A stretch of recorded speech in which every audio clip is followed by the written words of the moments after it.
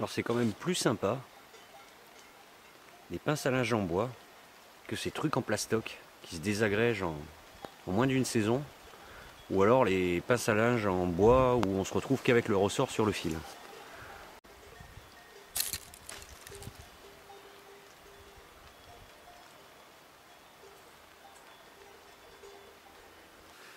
Bonjour à toutes et à tous, bienvenue pour ce nouveau tuto. Donc aujourd'hui je vais vous parler des pinces à linge, une chose qui n'est pas beaucoup abordée dans la sculpture au couteau.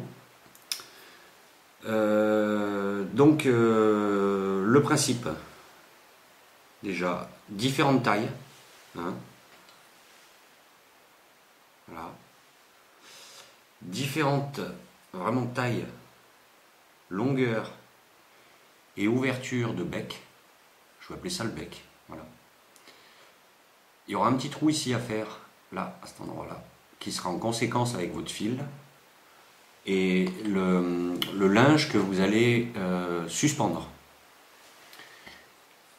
Si vous mettez du petit linge, des sous-vêtements, des choses comme ça, c'est des choses fines, il faut une petite pince à linge. Voilà. Avec un petit trou pour qu'elle joue son rôle de blocage.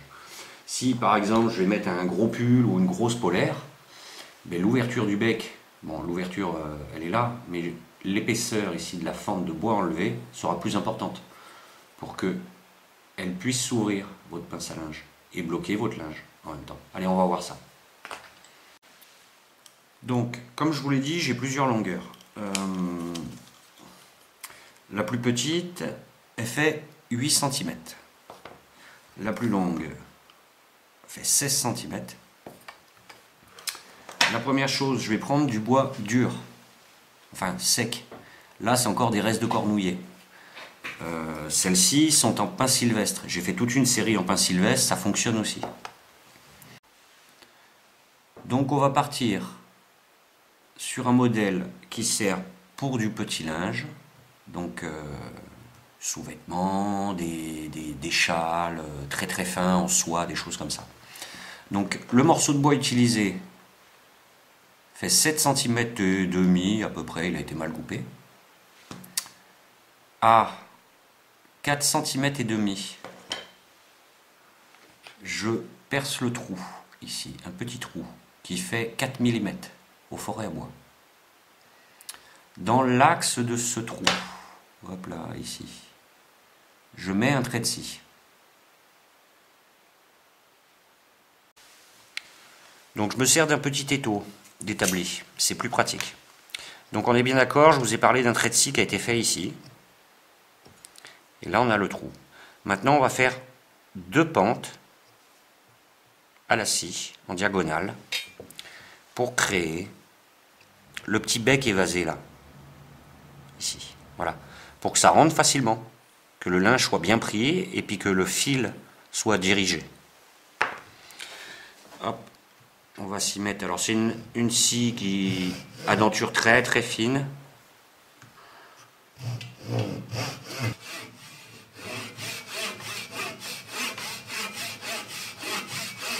Donc là je scie plutôt dans le sens de la longueur. Dès que je vais arriver à la fente, que j'ai le premier trait de scie, je vais commencer à mettre ma scie plus verticale.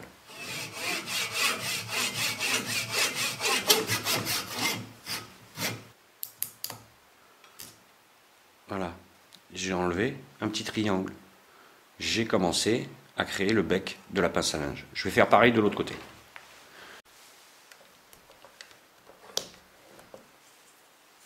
Et voilà, on a créé le bec. Donc, notre bec est créé. Maintenant, il va falloir élargir la fente ici. Alors bien sûr, si on prend une scie un peu plus large, il y aura moins de travail. La première chose à faire, donc j'ai les trous, ok. Je vais créer un plat ici. Hop, je vais tenir. J'aurais dû prendre peut-être une pince à linge un peu plus grosse.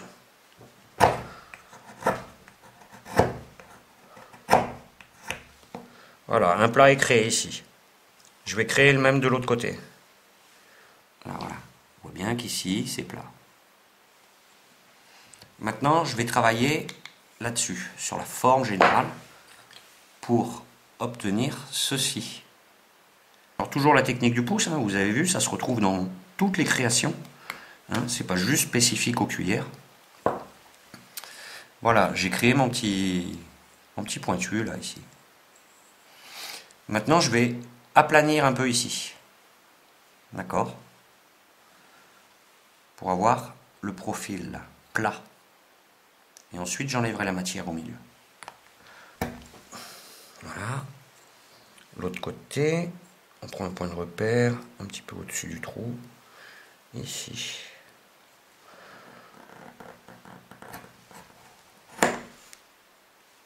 Hop.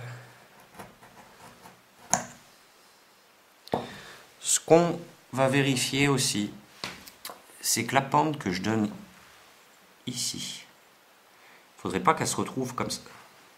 Faudrait pas qu'elle se retrouve comme ça, ni comme ça.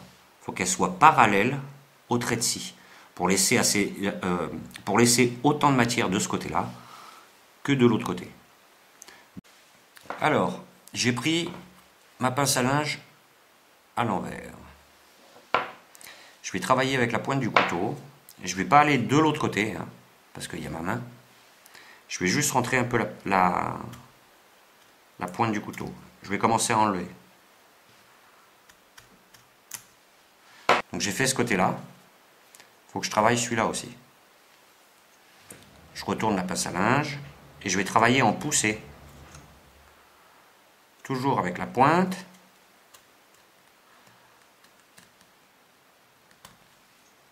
Voilà.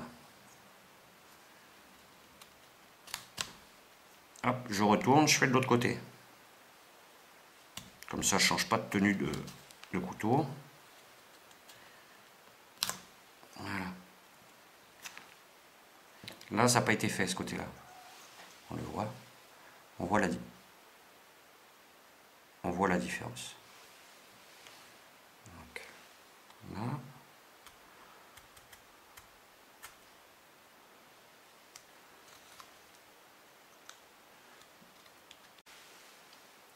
Quand je travaille à la sortie du bec, à cette zone-là, là, ici, là, que je monte avec la pointe du couteau, quand je positionne ma lame, elle sort pas de l'autre côté, là c'est un morceau de bois, hop là, voilà. Elle sort pas de l'autre côté. Et je fais surtout, c'est très attention à la sortie de la lame, de ne pas m'entailler le pouce. J'y vais pas comme une brute. Si la fibre se lève, c'est bien. Si elle se lève pas, que je suis obligé de faire 4-5 pentes, 4-5 passages, c'est pas grave. Pareil quand je travaille en poussée. Je pousse pas le couteau de l'autre côté, parce que de l'autre côté, il y a mon doigt ici, là. Donc le couteau, il travaille que sur la moitié à chaque fois, hein, de la largeur. On incline un peu la lame. Alors c'est un petit coup à prendre, hein. Là, je donne l'inclinaison avec ma main droite, et la force, elle est exercée avec le pouce. Donc encore la technique du pouce, mais avec une prise de couteau différente. Et je ne le serre pas ici. Il est pincé, en fin de compte, le couteau. Les doigts sont juste là pour l'habitude, pour éviter que le manche bouge derrière. Mais voilà, ça ne doit pas partir à des grands coups. On est dans la finesse là.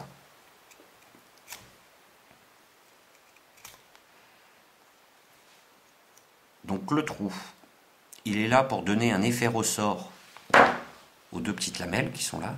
Voilà, je les écarte, vous voyez, elles ne sont pas affinées encore, hein. Et surtout, c'est qu'en cas de force, ça ne pousse pas la fibre à se fendre sur la longueur, puisqu'on est dans le sens des fibres. Voilà, un trou d'arrêt, ça fait. Et oui.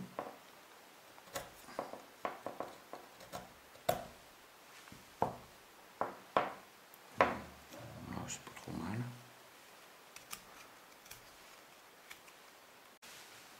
Donc voilà, à ce stade-là, la pince à linge, elle est fonctionnelle. D'accord? Il y a du ressort, sans que ça craque. Alors bien sûr, plus je vais affiner sur l'extérieur, les extérieurs, là, la forme de bec, plus ça va être fin. Hein, là, je pourrais l'affiner encore un petit poil. enlever un peu de matière. Et on vérifie toujours la symétrie et des lamelles et du bec. Et ensuite, il restera à faire la déco. La déco, c'est le même principe que les perles. Pour obtenir ceci, je fais comme la vidéo tuto perles. Un trait de scie ici, j'entaille au couteau en faisant attention à mes doigts. Un trait de scie ici, mais qui est plus profond, qui me permet de terminer la pseudo-boule. Et ici, après avec le couteau, je taille comme ça et comme ça. Voilà, définition différente hein, au niveau des termes. Je passe le papier de verre en double. Et il faut bien poncer, casser toutes les arêtes et tout pour pas que ça accroche le linge. Et puis qu'après on se retrouve avec une écharpe dans le linge, ça serait dangereux quand on le met sur soi. Et donc sur ces pinces à linge, on pourrait très bien les brûler une fois de plus, ou les poncer, les pyrograver, les peindre, etc. Donc voilà, cette vidéo est finie sur les pinces à linge, j'espère que ça vous aura plu, je vous dis à bientôt, n'hésitez pas à liker, à activer la cloche, et à bientôt, merci à vous.